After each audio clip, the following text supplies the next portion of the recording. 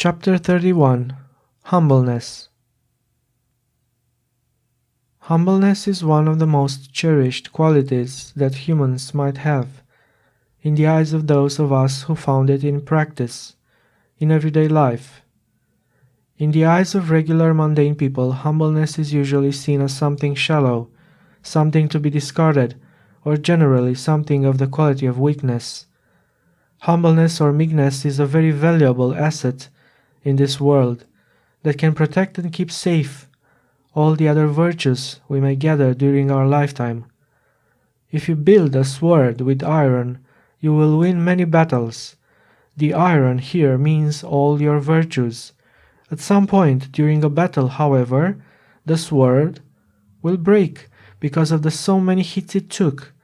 The battles here symbolize our life situations, and the hits are represented by the contact with non-virtues such as pride, ignorance, aggressiveness, jealousy, and so on. But if you add chromium for hardness when you build your iron sword, the sword will be much stronger and you will win all your battles. Chromium here represents the virtue of humbleness, which will blend with all the other virtues to the point where it is not visible anymore, because humbleness is a virtue that does not like to show itself in the eyes of the people, but it will sustain all the other virtues, making them long-lasting and protecting them while these are in contact with all the other non-virtues and life situations that we meet. The absence of humbleness as a base for your virtues will make all the other virtues dissipate or not manifest as they should. You may wonder why.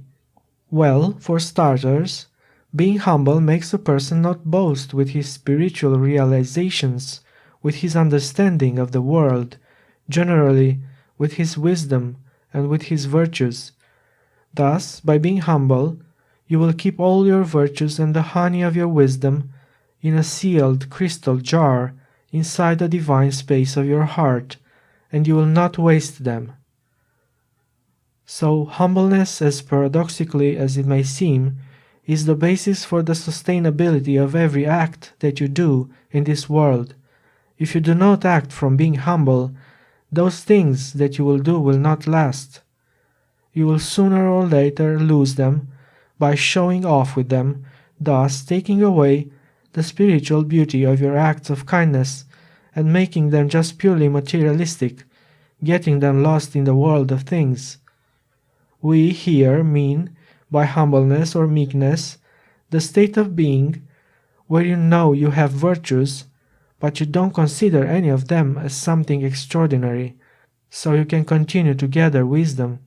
You continue to do good things for others. You continue to love people and be compassionate, but you regard this as normal things that anyone should do. You know that you are doing good, but you don't praise yourself for that. You hold gold, but you keep it for when you need it and spend it wisely. You know that you hold some hard-earned virtues, sometimes attained through a lot of suffering or hard work, but you are still meek, you are still humble. Humbleness or meekness is the opposite of being proud. The more humble you are, the more spiritual heights you will know, and also the more proud you are, the more human heights you will know. It is up to you to build your castle here on earth in this transitory short life, or in heavens where life is eternal.